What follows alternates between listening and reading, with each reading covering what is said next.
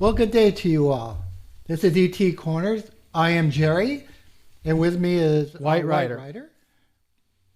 And we're going to be talking today about ET contact, which is the main theme of the channel. We are both contactees in different ways.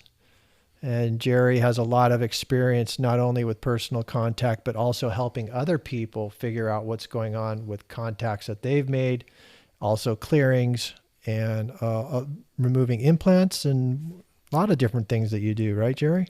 Yeah, I've worked with a company whereby we removed implants, galactic connections.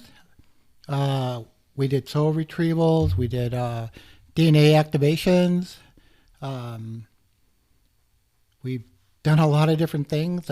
Mainly, my experience is helping people understand the processes of what it really means to have an abduction or an experience. Yeah.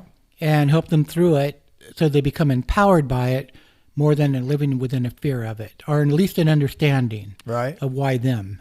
Yeah. So that's what I help people do. And so is this mainly people who have been contacted against their will or without really having a say in what's going on? Both. I've had people that I worked with where it was against their will. And then I've also had people that didn't know what they were actually doing that brought home visitors that they couldn't get rid of at the end of the night. Oh, how interesting. Yeah, that's a lot different than my experience. I set out the intention to communicate with Venusians by meditating on the planet, shining bright in the evening sky, and was able to get a direct connection going. Venusians generally don't communicate with humans unless we invite them. They are our neighbors, and they are very benevolent and high vibration, and they don't do strange things like some of these other ETs who might suddenly show up in your bedroom or somewhere. You have no idea what's going on, and they have their own personal agenda. All depends on who they are, I found out. Yeah. The Greys normally have their own personal agenda. The reptilians normally have their own personal agenda. The Dracos, normally their own, but they don't normally show up in your bedroom. Okay? And then there's the military Greys that, this goes back to Roswell and stuff like that, where we actually made a deal, or our government made a deal with extraterrestrials for their technology. And so that's when abductions actually, in my opinion, really started picking up.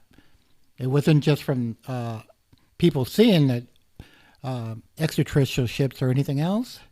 It was from our military making a deal with, we will let you have so many people that you can experiment on or have abductions with or whatever you want to do, as long as we have military information. So they bartered us like poker chips. Basically, from the way I look at it, and this is why I think it's taken so long for them to come out with actually saying, yes, we do have proof that there's extraterrestrials, is because how would you like to been fertiled out as a cow? So basically you were a rat in a cage, and you were basically being raised as livestock for certain extraterrestrials, not all extraterrestrials. Okay? So has that kind of abduction and contact slowed down recently? I don't think it's slowed down as much as people have become more in tune to abduction, because it's so widespread because of the internet now and everything else. I think people have a different understanding of it, and because so many people have went to Congress to try to bring out the truth of what's really happening, and in our government has admitted that there are unknown objects that they cannot identify. And then I think even the Vatican came out and said that extraterrestrials probably do exist. They just might not have visited Earth yet. Mm-hmm. A lot of differing opinions, cover-ups, different motives that people have for explaining it a certain way or denying it entirely, depending on their perspective, whether they're working for the government or maybe it's religious motivations for trying to keep things kind of under wraps. Well, let's put it this way. You've had a contact experience, or at least a mental telepathy one, in your opinion. And some physical contact as well. Okay. So when you were having this experience, you are telling me that your first contact was with Venusians. Venusians, yes, from Venusians. Venus, yes. Okay, so who are they in your opinion? They are a lot like us in some ways. They're very intelligent, high vibration, and they live on Venus in the 5th and 6th dimension. They can come into the 3rd dimension, which is where we are primarily most of the time, but it's not really their typical way of existing. It's very dense.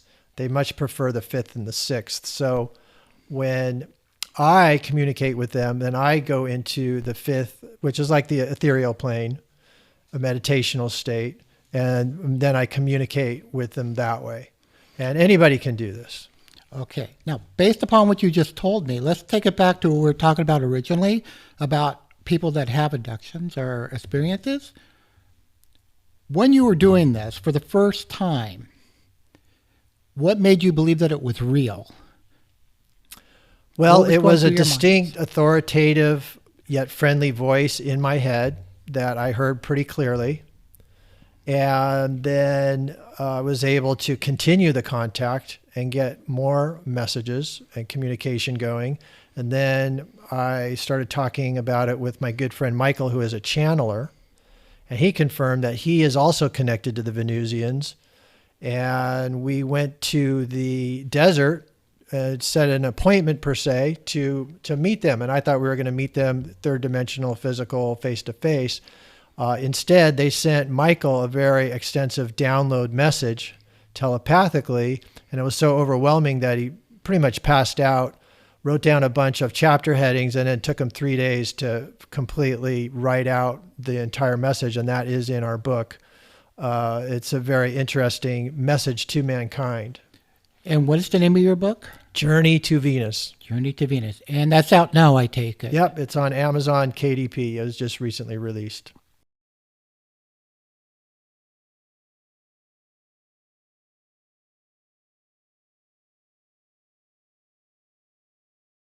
We also interview experiencers. So be sure to visit our website, etcorner.com, and subscribe for the updates and the ongoing messages that are coming in. And share your experiences. You never know. We might ask you to come onto the channel and share with everybody. Be sure to like us and subscribe.